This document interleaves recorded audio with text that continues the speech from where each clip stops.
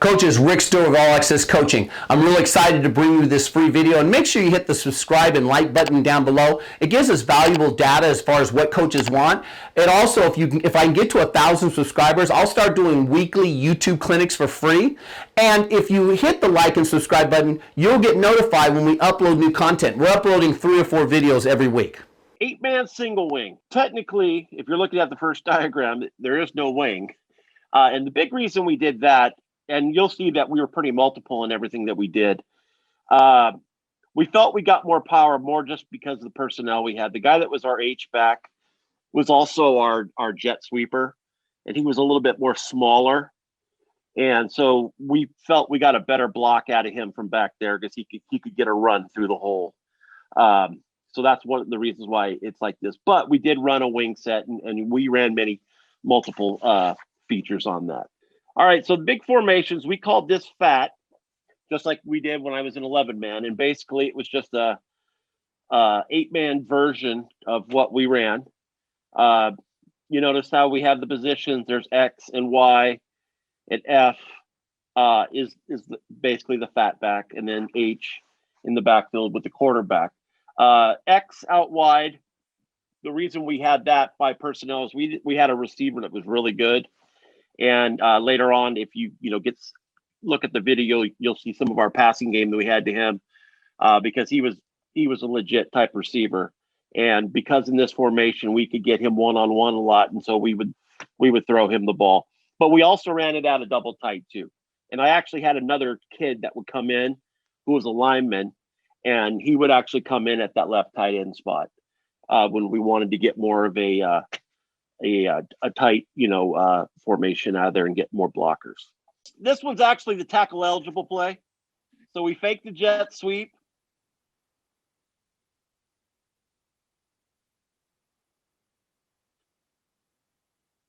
So that was just a big play. People had ran it against us, and so we can. All right, so this is that's the stop route. Corners are playing off, so we hit that. These ones are going to be just that our running back getting rid of the ball. And what you're going to see, this receiver literally just makes unbelievable catches all the time because we're not throwing the ball well.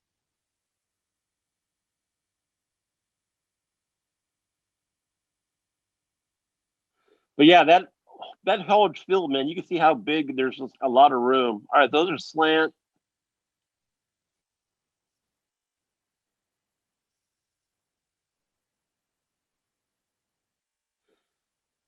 And the thing about this team that we're playing right now, this team was actually state runner-up that year.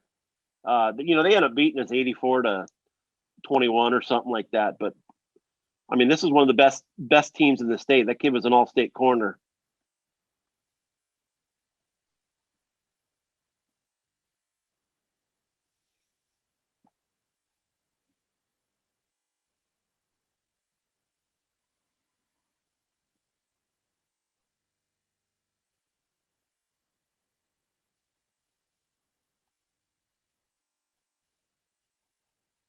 Oh, I like that screen.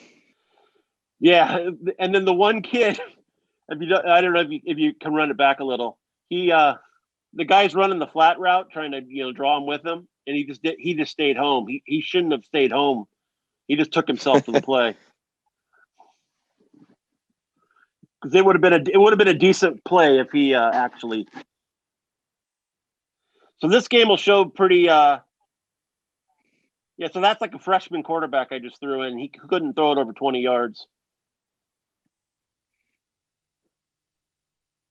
And this kid, the first time ever playing football, he comes out and catches 4 touchdowns his first game. And then he never played again. He had to be a basketball superstar for the rest of his life. He quit after that because he is playing college basketball right now. I mean, it's the Division III. So there's the jet sweep where the running back's throwing the ball.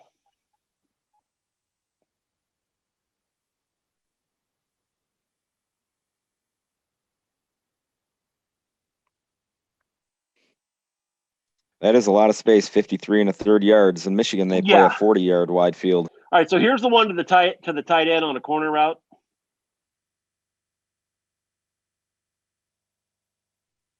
So if you notice, the safety actually came up. I mean, the corner came up, and he's beating the safety now to the corner on that last one.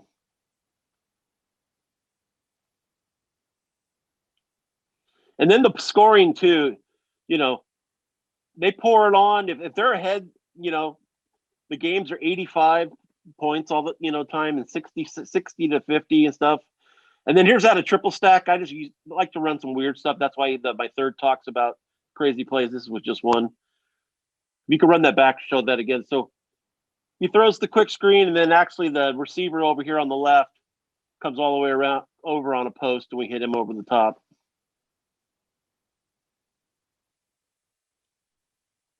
Now, sometimes they stopped covering the guy that was the jet sweep guy, so then we started throwing bubble screen because there was nobody over there. I think this is a stop route. And then he runs inside. It's like, what are you doing? Get yourself blasted.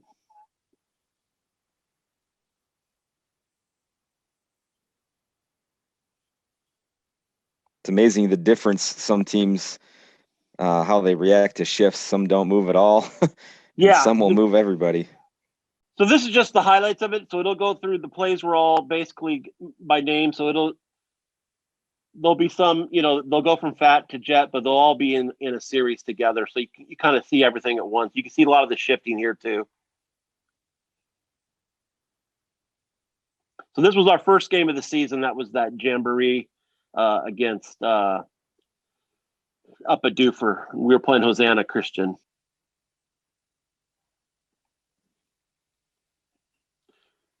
And you could tell, like, by our sizes, we're not terribly big. The left tackle, who was number 22, was a running back the year before. He's 175 pounds. I think his number 56 was a freshman. He's 130 pounds.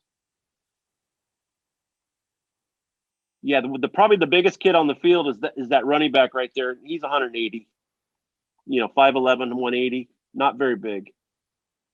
Did you say you play multiple games in a day at the jamboree? No, just one game. Yeah, okay. it's just you're just playing one. Now the way we normally do our jamboree for 11-man game is it's actually you're allowed 36 plays. So if you want to play one team, you can play 36 plays against each other. What we like to do is play 3 other teams, and then you basically get 13 plays against each other. So almost 2 series.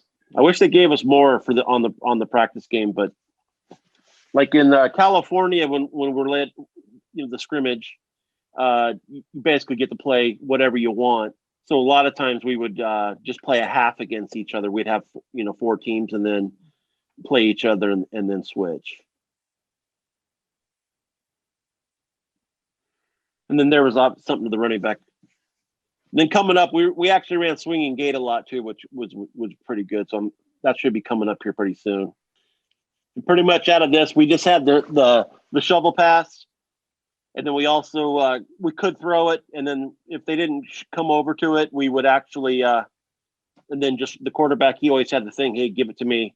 This is going to show how the jet sweep can really go for big in the open field. Because he had a couple 80-yard runs in this game, and just once he got outside, there's nobody there, which is one of the big things out of being on that big field. Once you're gone, you're gone. So I think this game right here, the jetback, he rushed for like 260 yards, and the quarterback rushed for 200 something. We had over like 580 yards rushing that game.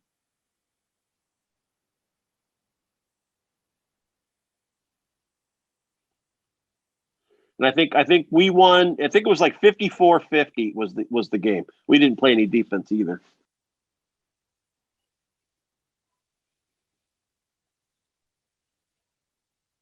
Yeah, I think the backup quarterback right there, he actually rushed for 130 yards himself in that game too. Nice. Yeah, I know there was 3 over 100 and 2 over 200 in that game. So yeah, these are all the fat stuff at the beginning, and then we'll get all the jet sweep coming up.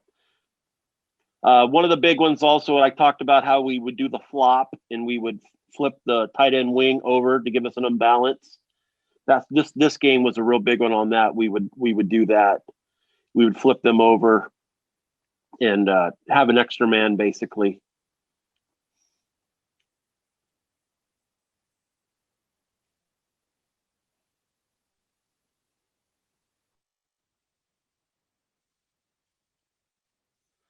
So there's counter tray to the running back.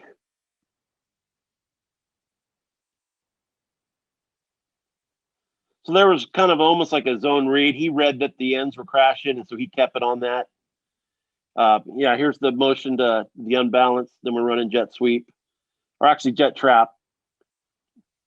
We ran this play a lot because the jet sweep had been going so big, so we came back to trap. Because notice how they have overshifted everybody.